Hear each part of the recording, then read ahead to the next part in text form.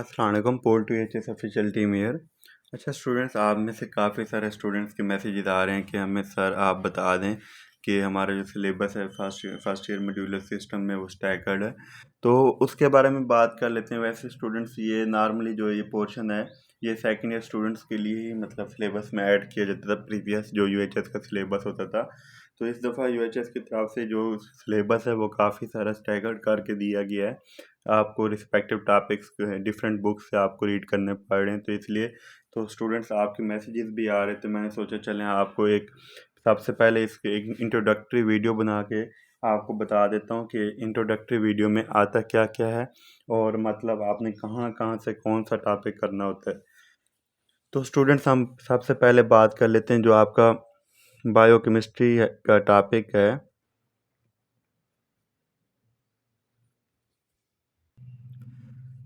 Cell का, तो हम उस सेल की बात करें तो सेल आपने डिफरेंट बुक्स से भी आप कर सकते हैं। वैसे एफएससी ए लेवल ओ लेवल पे आपने पढ़ा हुआ है, वो भी आपको हेल्प कर सकता है। अदरवाइज़ ये भी आप इसको देख सकते हैं कि मतलब किस तरह से करना है और कहाँ से करना है। तो मैं आपको बता देता हूँ।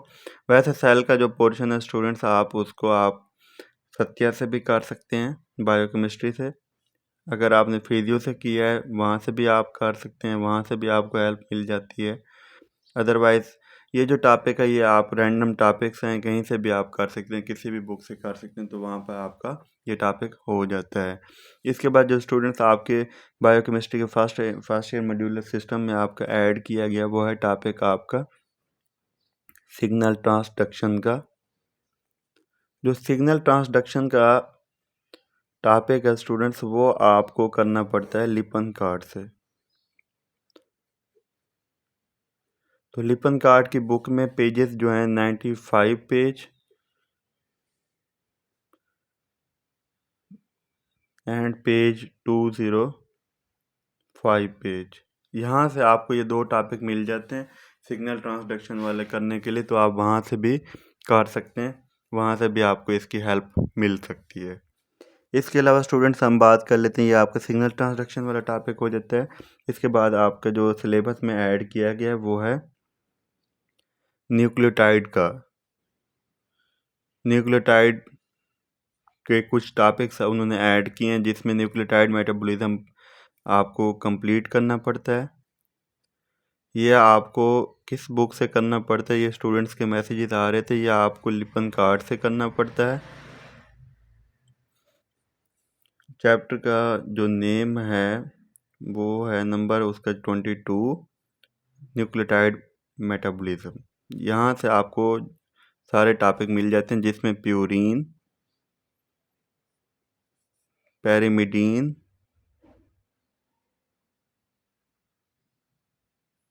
Synthesis, purine synthesis, Lesch Nyhan disease जो है, इसके अलावा गाउट है। ये सारे के सारे जो भी आपके सिलेबस में स्टूडेंट्स ऐड किए गए हैं वो आपको इस चैप्टर से सारे टॉपिक्स मिल जाते हैं। इसके अलावा जो स्टूडेंट्स आपके टॉपिक में ऐड किए गए हैं वो है डीएनए। डीएनए की सिंथेसिस सब कुछ, उसका model Watson Crick model, RNA, genetics में से ही आपका ये पोर्शन लिया गया है। ये जेनेटिक्स का पोर्शन है स्टूडेंट्स, आप इसको भी लिपन कार्ड से कर सकते हैं। तो मैं आपको अब इन सब टॉपिक्स के बारे में गाइड करूंगा, साथ साथ आपको एक वीडियो बना के दूंगा ताकि आपको हेल्प मिल सके। ये आपके जो मॉड्यूलर सिस्टम में ऐड किया गया ये उसके बारे में आपको बताया गया है स्टूडेंट्स। तो आपकी हेल्प के लिए, क्योंकि काफ़ी सारे बच्चों के मैसेजेस आ रहे थे कि आप हमें काइंडली सब इसके बारे में बता दें, सब कुछ गाइड कर दें ताकि हमें इसके बारे में पता हो।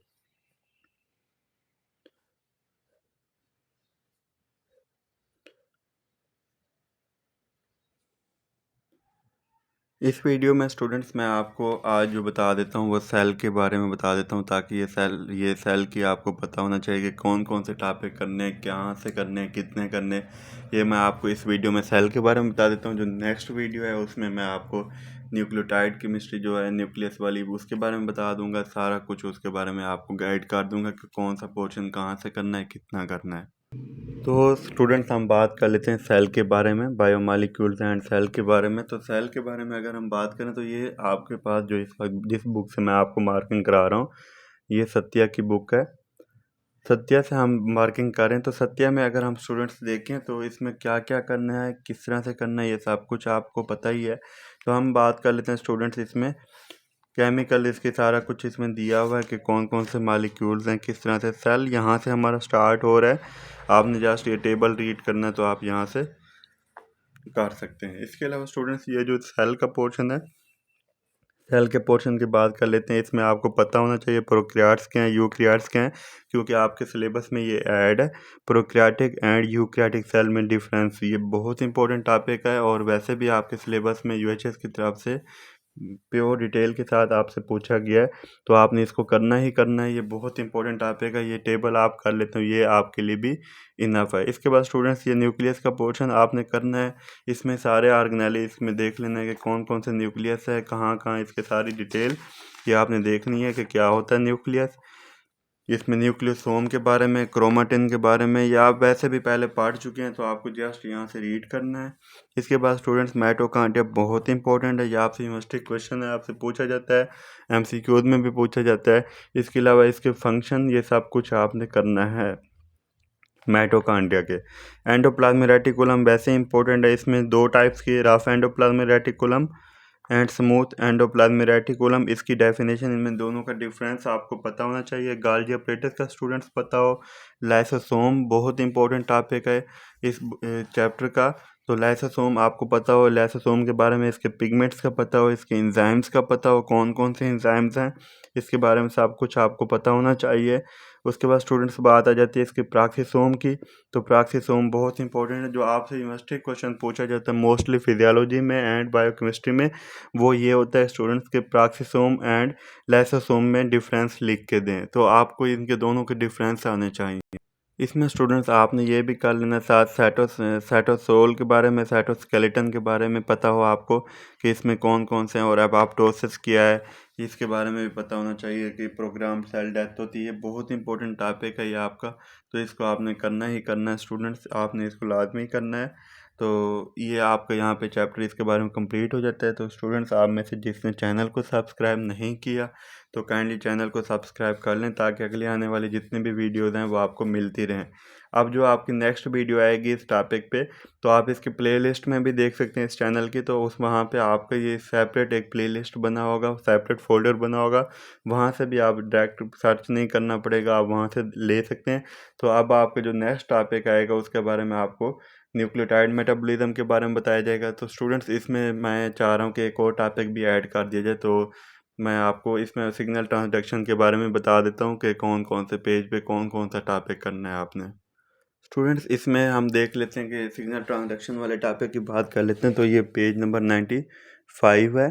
तो आप लिपन के पेज से आप देख सकते हैं कि 95 पेज पे वहाँ पे आपको बताया गया होगा कि ये सारा का सारा जो डायग्राम है जी प्रोटीन का पर रिसेप्टर वाला, ये आपने सारे के सारे इसके स्टेप्स करने हैं। ज़रूरी नहीं होता कि ये डायग्राम भी ड्रा करनी होती, जस्ट आपने स्टेप्स याद करने होते हैं। स्टूडेंट्स आपको स्टेप्स भी इनफ होते हैं, तो आपने स्टेप्स को अच्छे से कर लेना है, ताकि ये 4 के 4 जितने भी स्टेप्स हैं इसके आपको अच्छे से याद होने चाहिए। इसके अलावा स्टूडेंट्स ये आपका ये जो टॉपिक है जी प्रोटीन वाला है, कपर रिसेप्टर वाला, तो ये आपका यहाँ से अच्छा हो जाता है। ये आपसे यूनिवर्सिटी क्वेश्चन है, बहुत इंपॉर्टेंट क्वेश्चन है, आपसे पूछा जाता है, तो इसको आपने लाजमी करना है। इसके बाद स्टूडेंट्स जो आपसे क्वेश्चन किया जाता है वो ये है कि रोल आपने बताना होता है जीटीपी का, कि जीटीपी का क्या रोल है इसके अंदर, आपने ये बताना जीटीपी। तो ये सारा का सारा ये भी एक सिग्नल ट्रांसडक्शन में आ जाता है। 205 पेज पे ये टॉपिक आपने करना होता है, या आप लिपन कार्ड की बुक से ही कर सकते हैं।